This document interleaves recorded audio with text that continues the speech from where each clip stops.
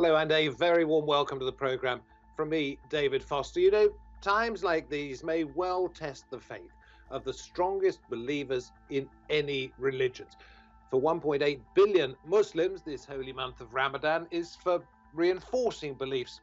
So how do you do that when one of the key components coming together is banned with the lockdowns?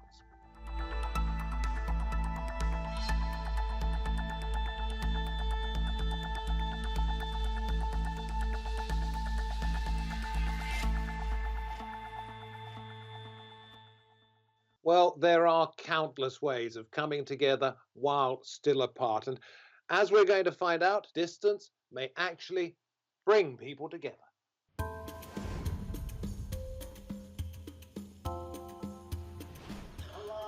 The holy month of Ramadan is often filled with communal activity and worship. Fast-breaking meals and evening prayers at mosques are normally an opportunity for Muslim communities to gather, socialise and pray with one another. Now, Muslims worldwide are obeying lockdown rules and are marking Ramadan in isolation. Islam's holiest site, the Kaaba in Mecca, has so far been deserted over Ramadan, closed to pilgrims due to strict lockdown measures. Although in countries like Pakistan, Yemen and Indonesia, some mosques are still holding busy congregational prayers despite the medical advice. For those who are obeying social distancing, experts say the increased loneliness will have a heavy mental health toll on communities accustomed to being together over Ramadan. But Muslim communities, including Open Iftar, are using Zoom and other online platforms to break fast together and to deliver religious sermons to connect people globally. The Mini Mosque campaign encourages families and communities worldwide to build prayer spaces in their homes as a substitute for visiting mosques. Can these online initiatives actually bring people closer despite the physical distance from friends, families and places of worship? Well, first of all, as we begin the conversation, Ramadan Kareem to everybody. Later on in the show, we will have Shaykh Mohammed Aslam, community leader from Birmingham here in the UK, who started what's called the Mini Mosque campaign. And Carool Kersten, an expert on Islam from King's College London. But first we introduce Tabetha Bhatti from the Muslim Council of Britain and Railla Razaq, Hell of Volunteers for the Ramadan Tent Project. Great to have you on the programme. Tabetha, let me ask you first of all, in a sense you believe that you had it cracked long before the government with regard to mass gatherings in places of worship and in terms of digitisation. So you were prepared for this Ramadan. Well, yes, we were in quite a difficult circumstance early on in that the Kingdom of Saudi Arabia suspended Umrah travel late February. So already we were monitoring the situation insofar as the developments vis-a-vis COVID-19 were concerned. As a result of that initial flagging of this, by the 6th of March, we issued our first safeguarding guidelines for our affiliate organisations and indeed wider sort of Muslim-led organisations in the wider community.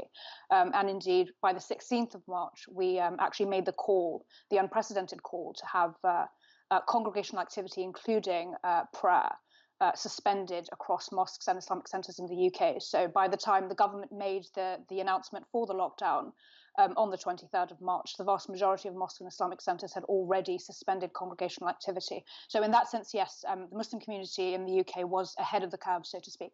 So what was it like approaching Ramadan? People coming to understand that they wouldn't be able to get together. Was it a difficult time?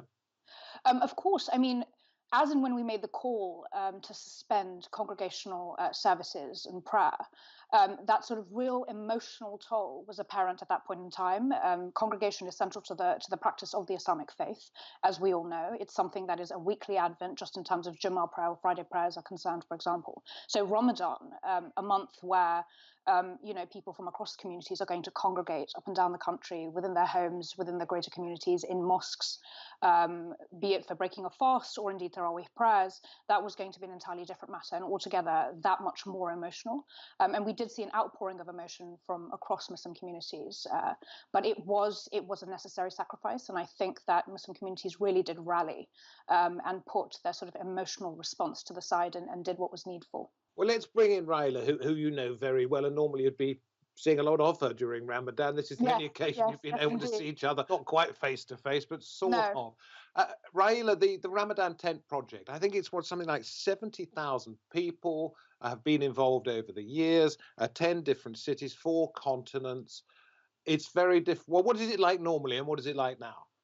Well, it's an extremely busy month for us all as we host many events throughout, as you said, throughout the UK and across different cities in the world as well. So this year we have moved, like many other organisations, to an online platform, which has become obviously a real challenge for us all, and we're learning as we go. But we'd like to think we're still helping to bring many communities together, and in some ways we've had a lot of international reach on a lot of our online virtual iftars, which has been really nice to see as well. What about the stress on people, on families, on old people, on young people, etc., etc.? I'm going to read you something from a clinical psychologist called Mina Shafiq. Avoiding and banning social gatherings has been tough on everyone, but during Ramadan, a time associated with large gatherings, it can be tougher. We may have felt lonely during the lockdown time, but with Ramadan, we may feel more lonely. Railla, you first. How do you address that? Well, one of the ways that we address that is we launched an initiative called My Open Iftar, which basically people apply for a pack that has lots of different activities in it. One of the things that we included in there was a leaflet about social distancing and physical lockdown and mental health and how ways you can combat that. Obviously, the other means we're doing that is by embracing online technology like Zoom to host virtual iftars, bring people together, and even on those virtual iftars, we're using means of getting people to talk to each other in the same way that we would have if you came to one of our events in person, where we try and encourage people to talk to other people that they don't know and turn strangers into friends effectively. See, in the Christian calendar, Christmas is a time for families coming together, and if somebody's feeling low, that can be a time when they feel much, much worse. The same when spring comes around. You might think it odd, but that's when people get most severe depression because they see a beautiful world, but it's not a world they feel part of. Is that the same, Tabetha, with Ramadan, that people will actually feel further away from their friends, their family, and indeed their faith? When you're confined to your home, often cut off from family and friends that you would be meeting with, naturally loneliness will set in. And for those that are struggling with mental health issues, that will be manifold. That will manifest in a far more perhaps severe manner.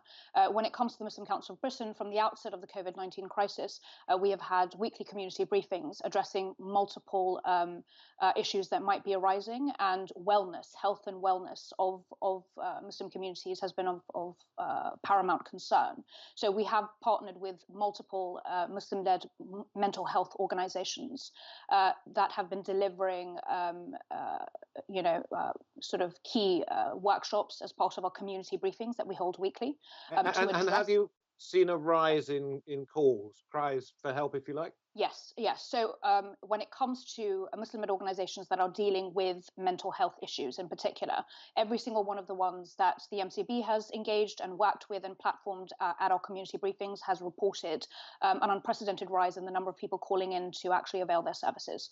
And each and every one of them is actually working at capacity and doing an incredible job insofar as addressing the mental health needs of Muslim-led communities across the UK.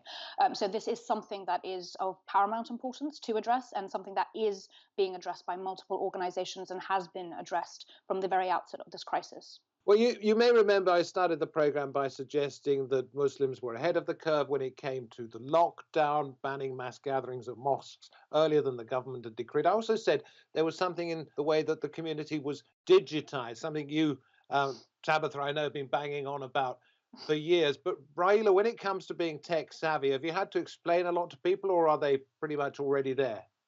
A lot of our audience are pretty good. Some of our guest speakers we have had to tutor through what Zoom involves and how they need to connect, but a lot of our audience seem to be very happy with just connecting and using Zoom. I think probably because it's being forced upon us all these days, especially with the lockdown, so people seem to have embraced technology quite quickly and got on board with it. Yeah, it certainly is an education for all of us at this particular time.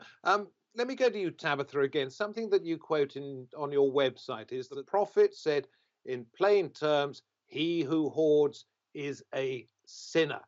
Have you had a lot of problems with that? Or indeed, in fact, have you found that Muslims during Ramadan have been very careful about what they take, bearing in mind that device, and they've had to sort of hold back while watching others go snatching and panic buying. I think that particular element of guidance was actually included earlier on in the crisis, as in when we saw the advent of panic buying. There were certain cases where, an unfortunate circumstance had arisen, where there had been panic buying, certain stores were out of stock. And so we thought it pertinent to include. Luckily, it wasn't a widespread problem within Muslim communities. It was something that was readily addressed and corrected. Certainly leading into Ramadan, the very essence of Ramadan is the sharing. And the giving and the charity. So that sort of behavior is and would be anathema to the very spirit of Ramadan. So when it comes to Ramadan itself, certainly, as is the case year on year for Muslims across the globe, it's very much a case of being not just courteous in terms of your own consumption habits, but going out of your way to be accommodating of one another and providing where there is an absence for another. Tabetha, do you see benefits that will have come out of this peculiar Ramadan that otherwise would not necessarily have been there? So there are a few, and there is always silver linings in that respect. Certainly, something that we'd like to focus on at the MCB. First and foremost, in a more personal capacity, I think it has forced me and many of those that I know and that I work with to really pay more attention to our worship. In solitude, the quality of our worship, not just the quantity of it. Whereas in years gone past, our routines would be quite punishing on a daily basis, factoring in work commitments, so on and so forth, being out and about, would certainly diminish the manner in which you worship. So when it comes to that God consciousness that all of us are striving for within the month of Ramadan, its ultimate goal, certainly the isolation does help, or the physical separation does help insofar as recentering your spiritual endeavors. And on a more practical note, from the standpoint of the MCB and what it's been championing for a long time now, you touched upon the digitization of services, for example. So when it comes to our larger mosque affiliates, again, a specific instance, who have long since had the capacity to deliver online sermons and have sort of digital output, that transition has been all but seamless. But when it comes to our smaller affiliates, smaller mosques that may not have had the capacity, you've seen an unprecedented uptick in the amount of output they have in terms of digital capacities. Railla, from your point of view, pluses as well as the obvious sort of strange minuses? Oh, without a doubt. Everything is every test that comes our way is a lesson, and for us as an organisation, it's definitely brought us together and showed how quickly we can react to a changing situation. And also, the ethos of our organisation is bringing communities together, and the fact that we've had a much wider international reach by moving to an online platform, I think, has highlighted to us that this is maybe something that we will keep for the future and embrace going forward. Well, you see, I was going to ask you that. I mean, when it comes around in slightly less than 12 months' time, Are you going to be wishing that you were doing it this way or back to the old way? Oh, no, we definitely all miss the tent, and we've had so much feedback from all our guests that have attended over the years. I've said the same, but this definitely gives us an avenue to reach out to other people. Like we had guests on the other day from Melbourne, which is obviously very unusual, and Uzbekistan and Oman, so we have a much wider international reach. I don't remember ever in all the time I volunteered us having anyone on from Australia, so it is pretty amazing that it has shown us how far our reach goes. Listen, thank you very much indeed, Railla, there for your final thoughts, and Tabetha there from the Muslim Council of Britain. We appreciate very much you coming on.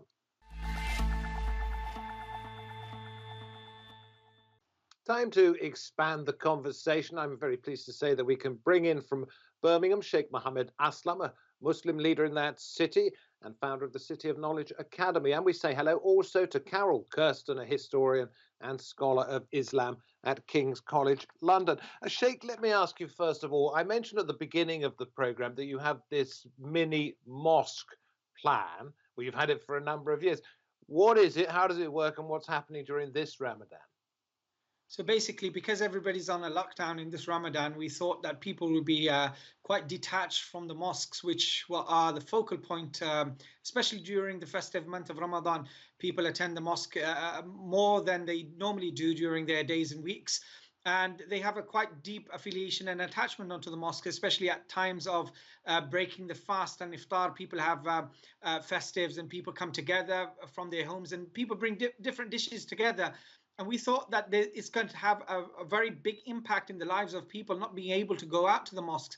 So I brought up this idea of having a mini mosque within the home itself. And so we put it out there on Facebook and on other social media platforms. And we told people, and especially young children, to make corners in certain rooms, or even dedicate an entire room in their homes as a mini mosque where the entire family can come together and offer their prayers. But that area can also be used as an area where kids can do their homework, some artwork, some poetry, and some creative works during this lockdown where parents are forced to be homeschooling their kids. So we found that this idea was taken on board by parents all over the world. We initially pushed it out in the UK, but we saw that people all over the world who are watching us on Facebook, etc., took up the idea, and they produced some really astonishing and amazing monumental tiny mosques in their homes. I think it's fantastic. And I reckon you could probably talk about it for the next 20 minutes, but we have to carry on with other bits and pieces in this program. Shaykh, thanks very much indeed. On a more serious note, if you like, Carool, you've mentioned that the current pandemic could create or increase certain tensions within the Islamic faith. I wondered if you wanted to expand on that.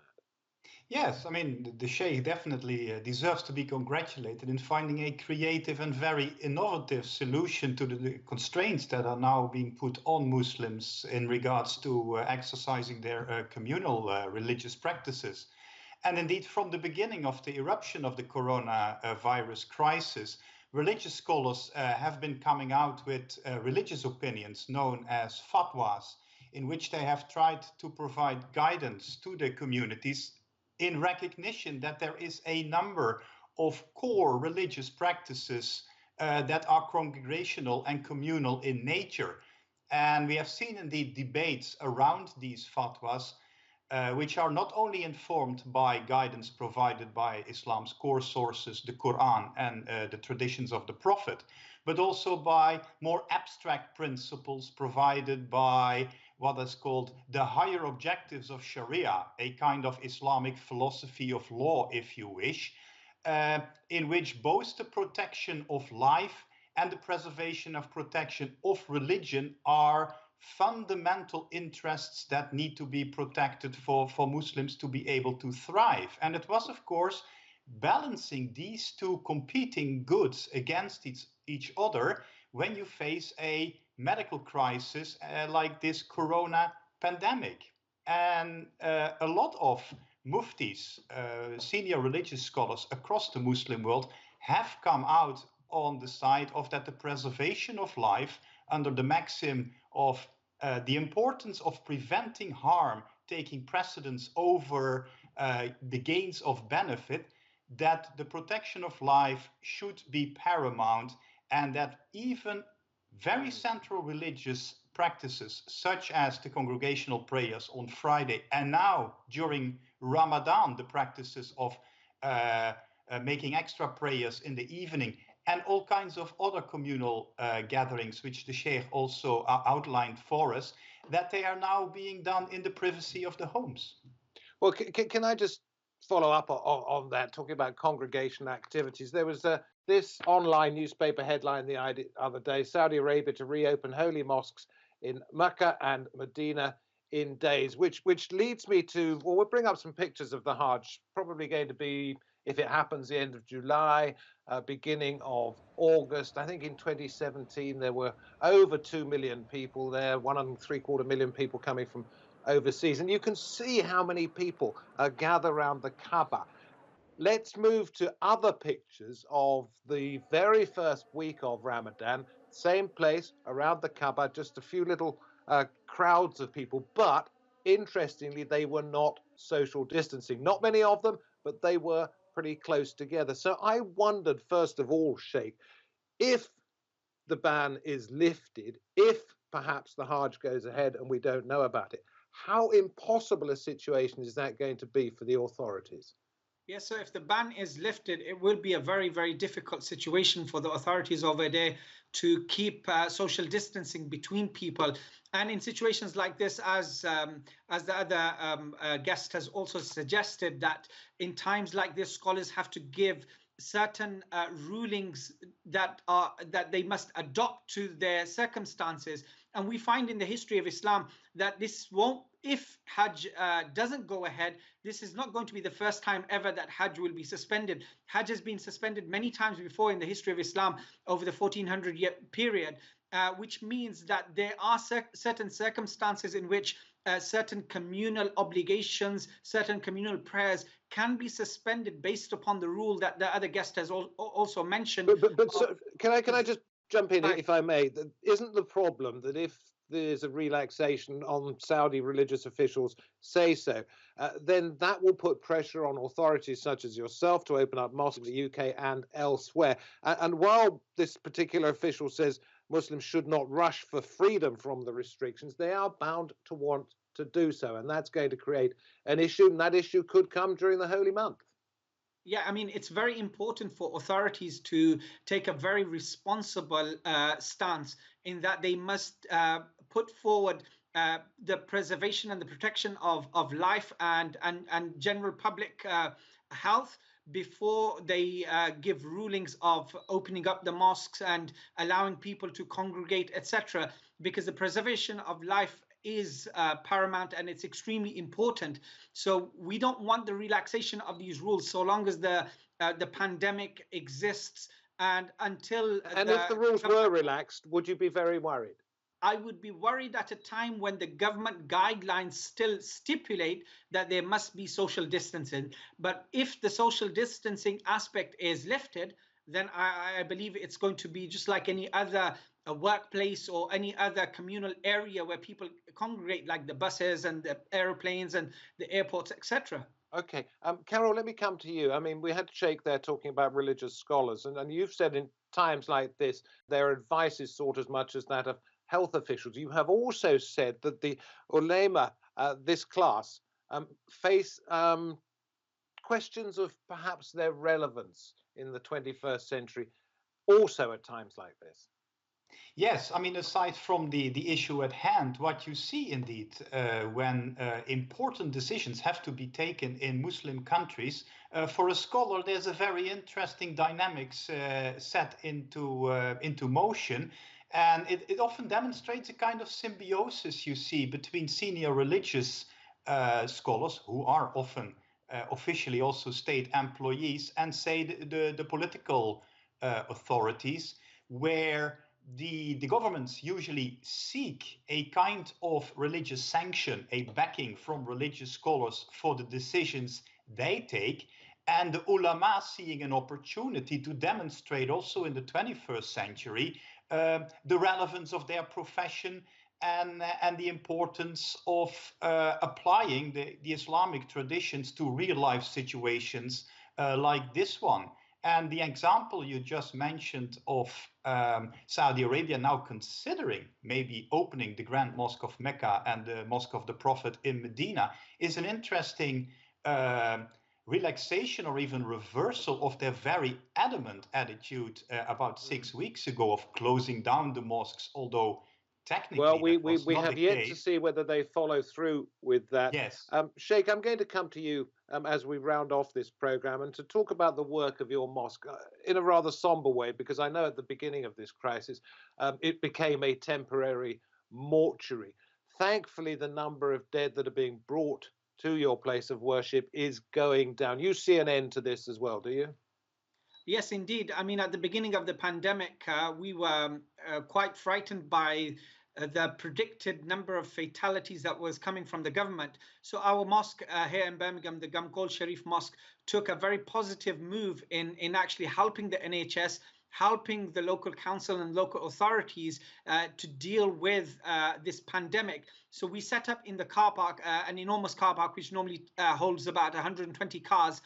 We set up a temporary storage area for the deceased. We can call it a temporary mortuary, but it's not actually a mortuary. It's storage rooms, cold storage rooms for the deceased people from the COVID-19. Had the predicted fatality amounts reached the amount that the government was actually predicting, but thankfully we didn't reach any of those numbers. and we, out of the 5 cold rooms, we were only using 1 of them, and even that not to its capacity. So in the past few days, we've actually dismantled most of that storage room, and we've just kept 1 storage room if there's any other fatalities. Well, that is very, very good news. I just want to finish on a lighter note and ask you, Shaykh, Carool, thank you very much for your thoughts, but ask you, Shaykh, is there anything from this lockdown Ramadan that you will miss when it goes back to normal? No, I don't think there's anything that we will miss. Actually, people will enjoy coming out into their freedoms.